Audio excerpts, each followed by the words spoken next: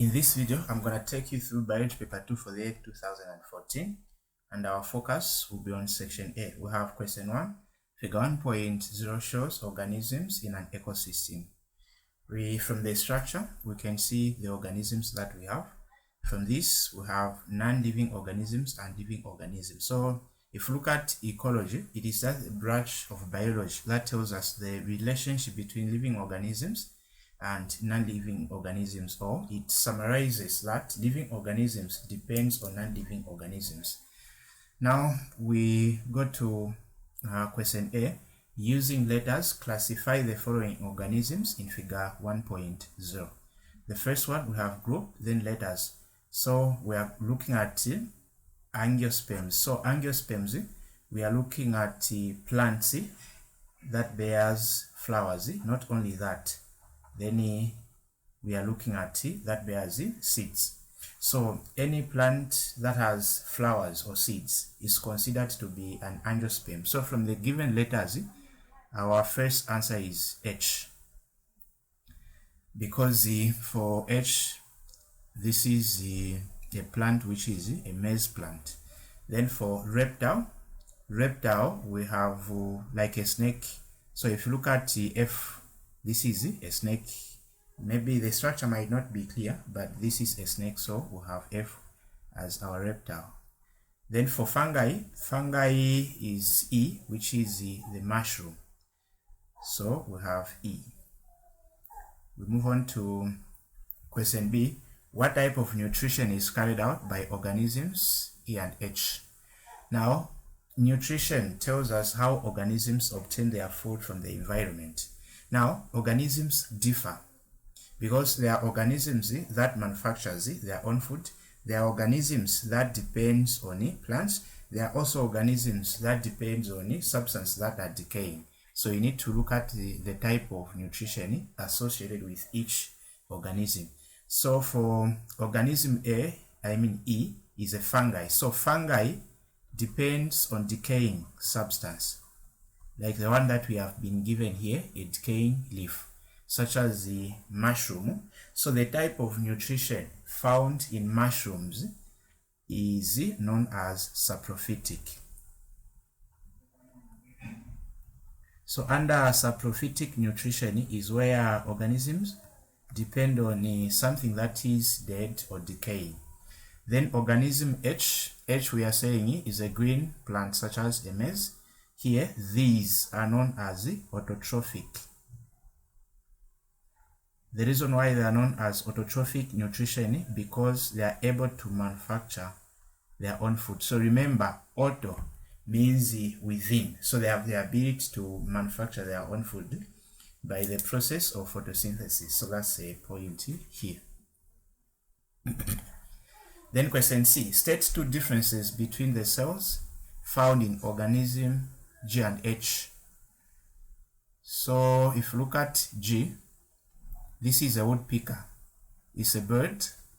So the cells that are found in a bird are animal cells. Then in H, we have plant cell.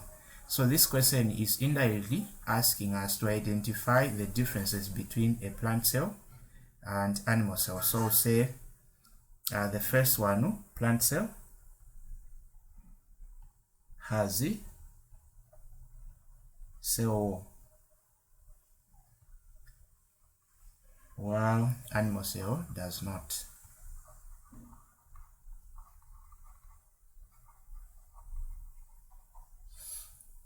Then we can say plant cell has cellulose, while animal cell does not. Even chloroplast is found in plant cell, but under animal cell. Then in terms of the shape, the cells in plant cells, in plants are irregular, while in animals they are irregular in terms of shape. So plant cell is the one found in H. So in H we have plant cell. Then in G we are dealing with animal cells. Then question D. Construct a food chain using organisms found in figure 1.0. So whenever you look at the food chain, as you can just hear the word chain. So food chain tells us how energy is transferred from one organism to another organism. And if you look at life is all about depending on other organisms. For example, we people, we all depend on each other, because there is something that you always want from one another. So that's how life is. There is nothing like I'm independent or I'm alone on earth. No, we all depend on each other. For example, a teacher cannot be called a teacher without a pupil. A preacher, a pastor cannot be called a pastor without a sinner. If you look at a businessman or women, cannot be called those names without a customer. So with life is that we all depend on each other.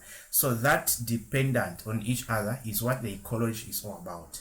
So for food chain, the first one that you need to look at is, first you need to give the producer. The producer must be a green plant. Then after producer, you have primary consumer. From the primary consumer, you have secondary consumer, and after secondary consumer, you may have tertiary. So it depends with the trophic levels that you are going to write. Now from our given living organisms, from this figure, we can begin with the producer as a maize. Then from there, we need to look at what can feed on maize. Okay, so we have the locust. Okay,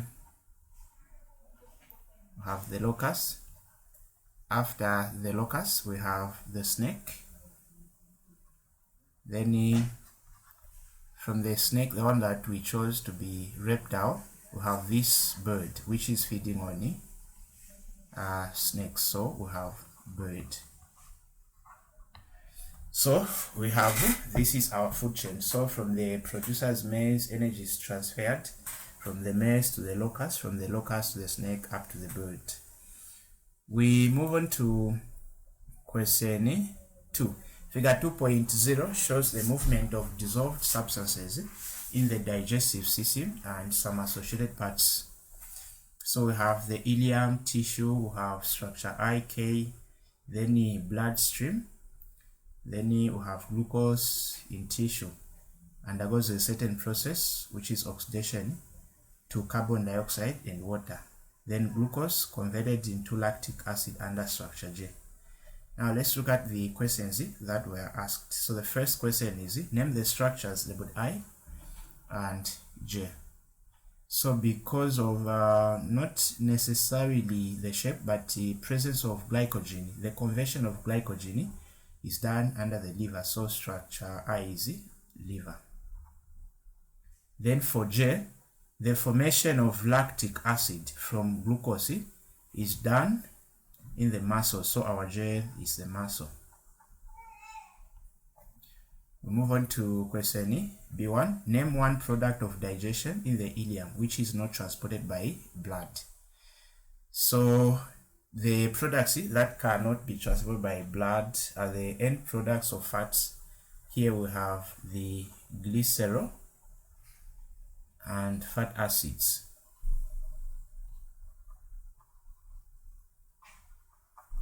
Name the enzyme in the ileum whose activity produces glucose. Under this one, we may have cyclase, maltase, lactase. All these enzymes can give us the glucose. Then C, substance K, when broken down, produces a waste substance and glycogen. So let's go back to substance K. So we have the substance K under the liver. Now, in times where there is insufficient of glucose, there is another substance that should come in to produce glycogen. Then the glycogen will be converted into glucose so that energy can be produced. So that substance is we just answer it as amino acids. So we have amino acids. So you shouldn't look at proteins or amino acids as only for growth. So what you have to remember is that the amino acids or proteins can also produce energy in a time where there is no glucose. Then for Roman number 2, it suggests 2 uses of substance K in the body. So amino acids, the first one, to make proteins.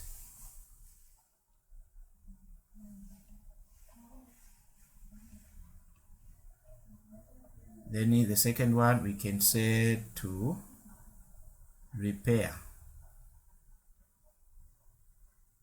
worn out cells.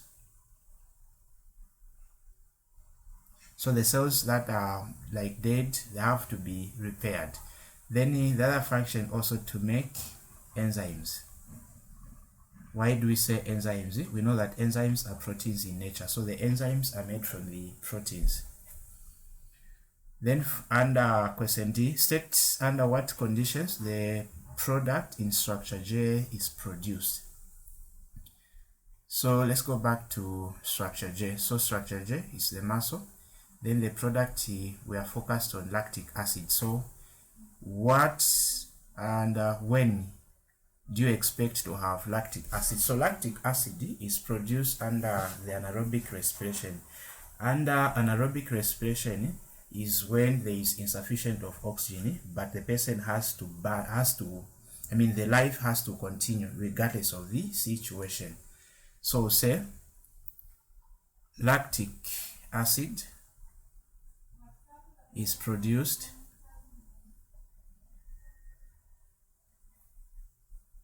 when there is an insufficient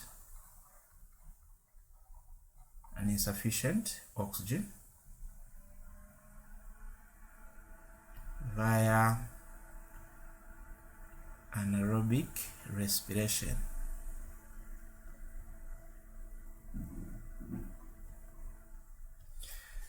Now the way the equation is like this.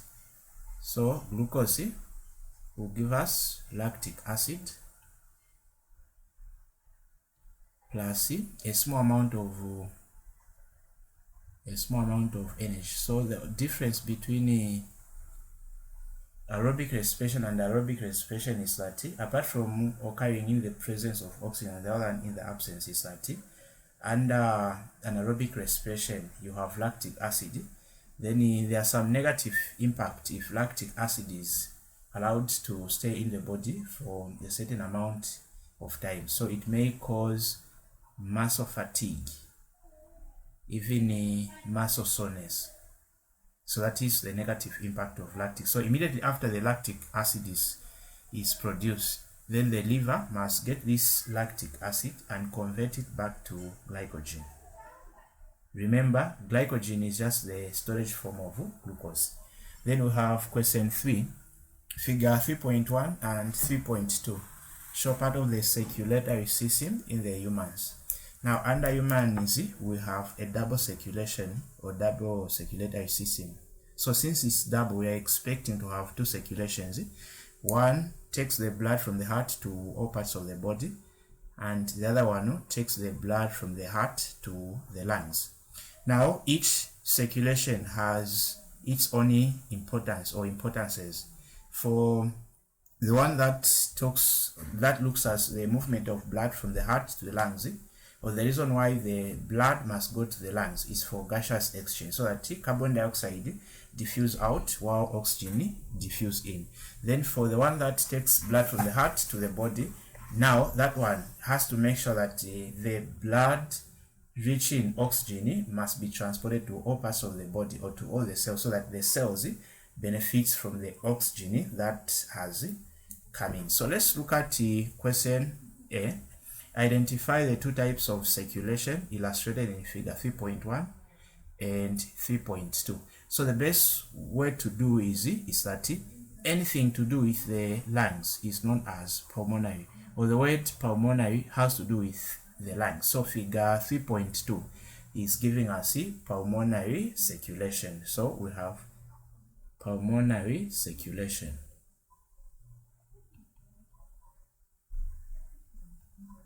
Then if this is pulmonary, then this one must be systemic circulation.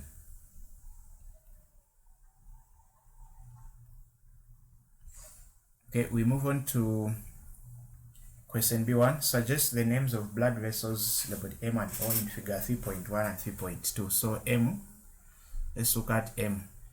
So M is an artery carrying blood from the heart to all parts of the body. So this is the aorta.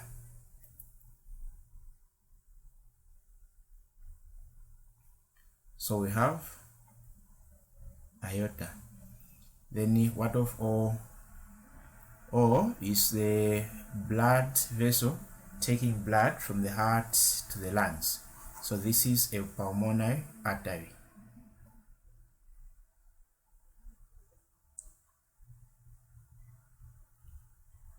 Now all these two are arteries, but they differ in their structure and also the type of blood they carry.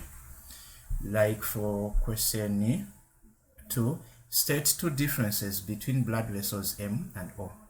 So say blood vessel M carry oxygenated blood,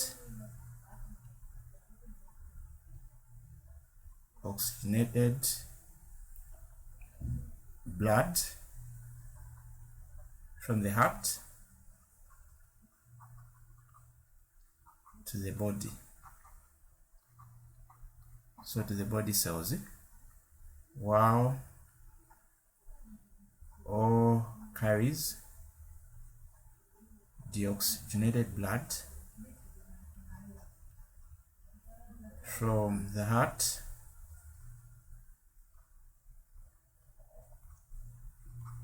to the lungs.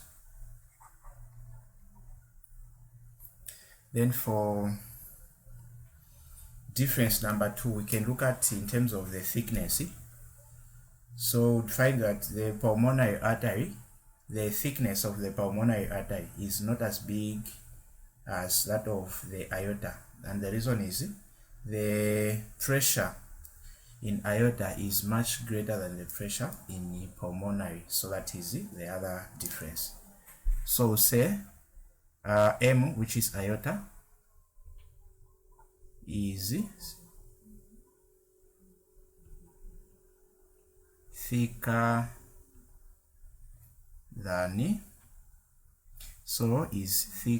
than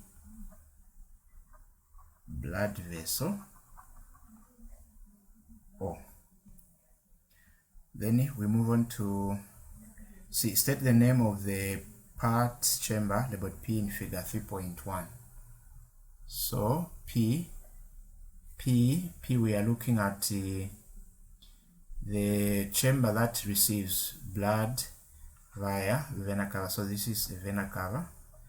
So this should be right atrium. So we have right atrium. Then he states two blood disorders found in humans. So the first one is leukemia. So leukemia is just a blood cancer. It affects blood and also affects the bone marrow where the blood cells are produced. Then the second one, we can give sickle cell anemia. Sickle cell anemia is a condition where the shape of the red blood cells, the biconcave shape, changes. Then we also have hemophilia. Now let's see how we can summarize what we've looked at here. Maybe let me see if I can redraw. So I'm going to do it like this. So this is the heart. Then we have the lungs here. Then we have the body. Maybe in this way you'll be able to get the picture. So the above chambers, these are atria. Then we have the ventricles below. So I think what you should use to remember the arrangement of these chambers, you just have to alphabetize the words. If you look at the atrium, begins with A, then ventricles V. So according to alphabetical, A comes before V. So the above chambers must be atria. Then the one below are ventricles. I'm sure that one should help you to remember these. So the one on top, we have the atrium, then it's the one that receives, then this is that brings. So we have like this. Then for the lungs, we have this, then like this. Okay, so this should be here, then this should be here. Okay, so the vena cava is the largest vein, transports the oxygenated blood from the body to all parts of the body, to all parts from the body to the heart. Then the aorta carries oxygenated blood from the heart to all parts of the body.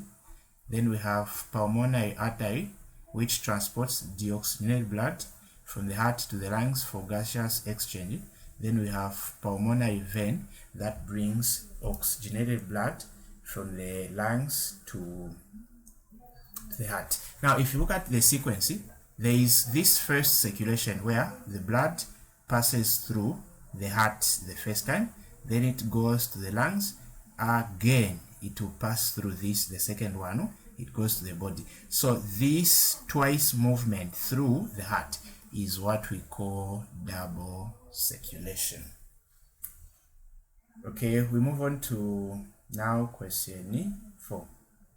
So under question 4, we have figure 4.0 shows the longitudinal section through a human kidney. So kidney is where urine is formed. Then we have some letters. This arrow for vessel Q indicates that this vessel carries blood toward the kidney, R away from the kidney, then S from the kidney to the bladder. So Q is renal artery, then R, renal vein. So renal, the word renal has to do with the kidney. So if you just pay carefully attention to how you study your biology, you'd find that the words under like the blood vessels, there is a connection between the word and to which the structural organ, the blood, is going or moving away. So renal has to do with the heart, the kidney. Then our S is ureter. Ureter transports urine from the kidney to the bladder for temporal. So our Q is renal artery. Then this is our renal vein. Then we have question 2. State 2 waste substances that are likely to be present in the liquid which pass through the structure labeled S, ureter. So the one that passes through ureter is urine. So we just have to give the waste products that are found in urine. So the first one, uric acid. We have excess salt. We have excess water. We have ammonia. We have urea. So there are so many. Then question B, state 2 processes that occur in the kidney during urine formation. So the first one will say pressure / ultrafiltration. So this one occurs at the Malpighian body. Malpighian body is a collective name given to the Bowman's capsule and glomerulus. Then the second one, we have selective reabsorption. This one has to do with the reabsorption of wanted substances. Then for selective, sometimes you may find this word as a tubular reabsorption. Then under this one, you may find it glomerular filtration. So it's the same. Question C1 suggests 2 methods of how a person with kidney failure may may live a normal life. So the first one, by kidney transplant. So by kidney transplant. Then by using a kidney machine. Set the hormone that affects osmoregulation in the kidney. So this is antidiuretic hormone, ADH.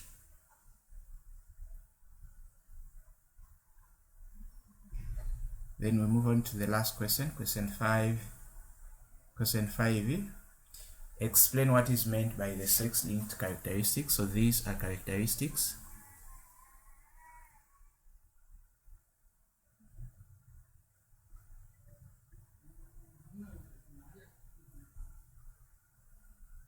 found on the genes of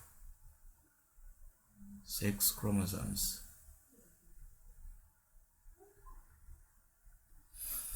Then B, the allele for hemophilia, H, is a recessive allele carried on the non-homologous pair of the X chromosomes. Roman number 1, a couple is both normal to this trait. They have 3 sons, 2 of whom are homophobic. Use a genetic diagram to explain how this may occur. As long as they use the term normal couple, then you just have to know that the woman is a carrier. Remember, a man can never be a carrier. So say man, then you have the woman. So begin with the parental phenotype.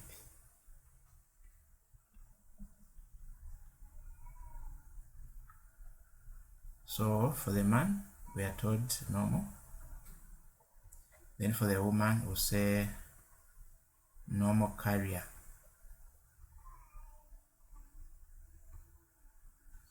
Then parental genotype.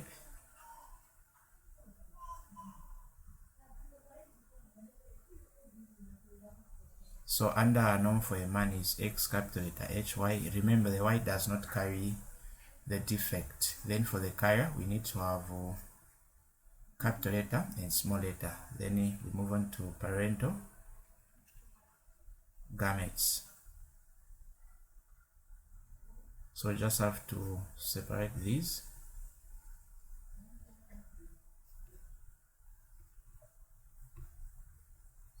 From there, we have random fertilization.